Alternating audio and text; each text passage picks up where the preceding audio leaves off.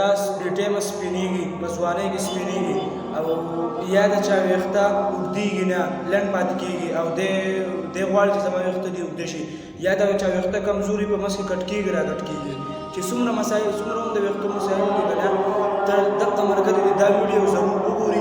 په دې کې زه تاسو ته دوه دمونه ښیم، بهترین دمونه دي. که دا پرې ورشو کړل نو انشاءالله دا ټول مسایل به ختم شي. که د چا ویښته اوږدېږي نه او دی په ورشو کړي نو انشاءالله دا د الله تعالی په فضل سره به د ویښته به اوږده شي. که د چا ویښته بې ټایمه سپینېږي نو انشاءالله دا سپینوالی به ودرېږي، دا مکمل تور پاتې شي انشاءالله. او که د چا ویښته کمزوري دي کټ کېږي را کټ کېږي په منځ کې، نو که دا یې په ورشو کړو انشاءالله دا دواړه یې په ورشو کړل یا یو دم نو انشاءالله تعالی د دا ویښته به په کټ کېدل را کټ کېدل به دا وختونه کمزور چې دا په خپل ځای باندې ودرېږي. نو کم دمونه دي په ترتیب سره درته زه ښایم، که آسان دمونه دي.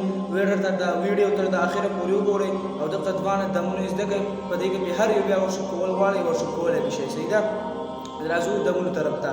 نو زما عزتمندو ټول نه اولنی دم چې دی که نه ښه اسانترین دم دی. بس یو آیت کلمه دی، واللیل اذا سجا، دا یو آیت دی. واللیل اذا سجا دا یو آیت دی. واللیل اذا سجا دا یو آیت دی. دا به سحر او ماښام مونځ نه وروستو، سحر مونځ نه وروستو او ماښام مونځ نه وروستو 101 پیرې به وایې.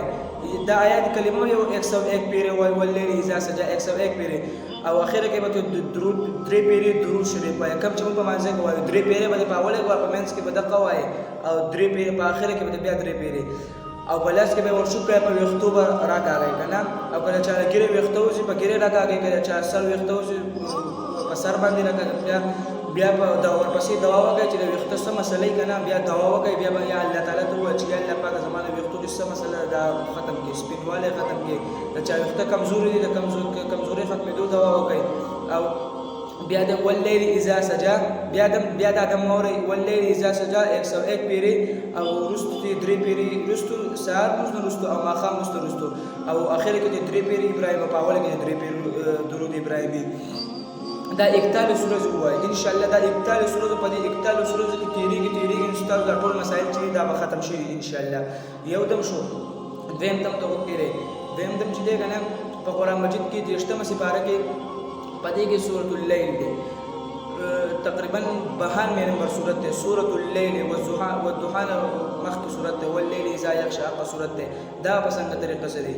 او دس چردام به وکړئ او 2 رکعته مونځ به وکړئ او قبلې ته به مخ کوئ، او شړشم تیل چې دی که نه هغه به راوالی، دا به ځان سره والی او خپل خواته به کړي. تقصد اللیل چې دی که نه دا 92 نمبر صورت دی، والضحى نه مخکې 92 نمبر صورت دی. دا چې دی که نه تقریبا به دا 41 پیرې به ووایي، 41 پیرې به دا ووایي.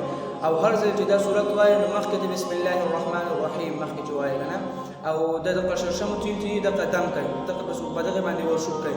او روزانه ورځ کې 1 پیرې 2 پیرې به څومره ستا خوښه وي که نه، په دغه تیلو باندې بیا د سر مالش کوئ، غوړوئ پرې، ویښته به مالش کوئ، غوړوئ پرې، د ګیرې ویښته یې که د بل څه ویښته یې د سر ویښته یې دغه تیل پرې مږئ رامږئ که نه، دا ټول مسایل به انشاءالله ختم شي. که د چا ویښته د ویښه وځي او دغه به وتل به ودرېږي، د چا ویښته سپینېږي سپینېدل به ودرېږي، او که د چا ویښته کمزوري ویښته د کمزورۍ به ختمې شي انشاءالله. کوشش وکړئ دا ویډیو د ثواب په نیت باندې شیر کړئ چې ټول مسلمانانو ته ورسیږي.